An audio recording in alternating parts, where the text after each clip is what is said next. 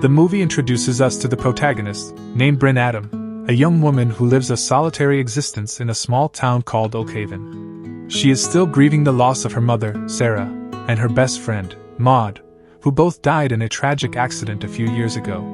Brynn copes with her grief by constructing a model town in her living room, which she calls Little Oakhaven. Brynn is also struggling to come to terms with a past event that has turned the entire town against her. A few years ago, Brynn was accused of starting a fire that destroyed the town's community center. Brynn claims that she is innocent, but no one believes her. As a result, Brynn has become isolated and withdrawn. She spends her days alone at home, tinkering with trinkets, cooking, and dancing to music at the highest volume. One morning, Brynn is all set to go to town when she notices a dry circular patch on her grass. Brynn decides to get a hose to water it before she leaves in her small vehicle. On her way back, Brynn notices Maud's parents walking on the streets and decides to hide, for reasons unknown. One night, while Brynn is asleep, the lights in her room and surroundings start flickering, and music from her living room wakes her up. Brynn goes downstairs and discovers that the lights won't come back on. She immediately hears an unusual sound, like a loud, constant cricket chirping. Brynn spots movement, and is stunned and shaken to see an unearthly creature. She takes a few steps backward, but the creature notices her movement and rushes towards her. Brynn manages to avoid the creature and hides under the bed. She sees the creature's toes as it levitates out of the room through the window. She goes downstairs to close the door while the light goes on and off, and the music plays at a high volume. The alien uses its telekinesis to open and close the fridge. While hiding, Brynn spots an alien who was alerted by the sound the music made. Suddenly, the alien detects her and slowly approaches. As it raises its head, Brynn makes a drastic move, pushing the fridge, which catches the alien off guard. Brynn tries to make her way out of the house while the alien causes damage with its powers, and she hits her head on the door due to the alien's actions. She is in intense pain but manages to crawl to another room. The alien makes her levitate in the air, but Brynn grabs a broken fragment of a model bell tower and stabs the alien in the head, eventually leading to its death. The following morning, she is still in shock and has sustained many injuries. She tries the telephone lines, but they have been rendered useless due to the alien's intrusion. Her car also refuses to start. She is desperate and frustrated. She decides to cycle into town, finding evidence of alien attacks on her neighbors, a mail van that had an accident on the road, and the same dry circular path she noticed in her garden. The town appears unaffected as she makes her way to the local police station.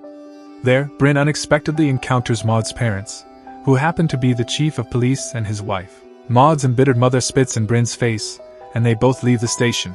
Brynn felt humiliated. She had already been through a lot of trauma in her life, and this latest incident only makes it feel worse. Brynn believes that all hope is lost until she spots a bus and decides to flee the town with it. While on the bus, Brynn discovers several passengers controlled by alien parasites, with something protruding from their necks. She hears that familiar sound the humanoid alien makes, and they attempt to restrain her, but she manages to escape and discovers that many of the townspeople now appear to be under the alien's control. She runs to a nearby house, and just beside it is her friend's burial site. Brynn spots a dark cloud with lightning covering the town. She makes a run for it, and sees people raising their hands toward the sky, as if pledging allegiance. Brynn returns home, fortifies her house, and gets ready for the next alien attack. That evening, a tractor beam from a flying saucer carries the alien's corpse out of her house while Brynn hides. She runs to the basement, where Brynn is forced to fend off two more alien intruders. One alien catches sight of her, and she grabs a pair of scissors, but it is knocked out of her hand. As the alien tries to attack her, Brynn bites it and pours hot water on its face multiple times. The alien is still trying to get her, but Brynn impales it with a broken mop handle and immediately jumps out of the window. She spots a bigger alien, and as she tries to run stealthily, she gets caught by her neighbor, who is mind-controlled by the alien. He drags her just below the alien ship and in front of the gigantic alien. She tries to escape his grasp by scratching the man's hand, as she manages to pull through. On grabbing Brynn's legs, she kicks him towards the alien's light path. The light makes him levitate, and after some seconds drops him down, making her use the opportunity to escape.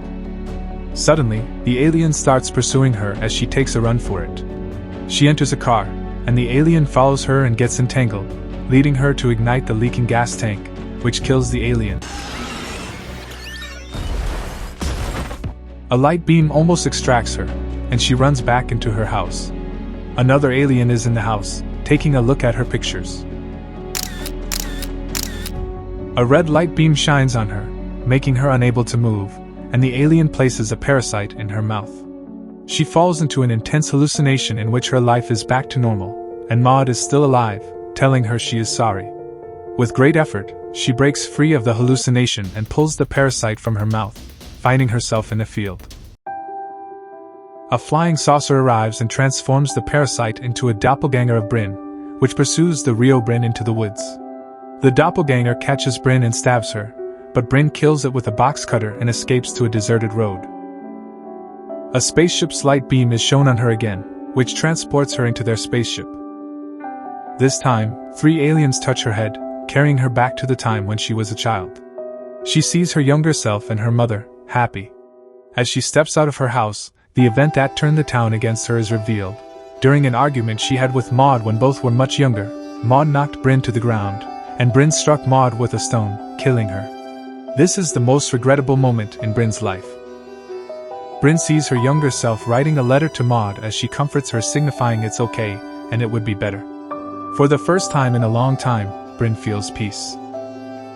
The aliens converse with one another and appear to agree on a course of action. They return Brynn to Earth unharmed and free of their influence. She can't believe her eyes. Brynn is later shown living a happy life in her repaired home. The other residents of the town are under the control of the aliens, and in stark contrast with Brynn's life before the invasion, her neighbors greet her warmly as she waves.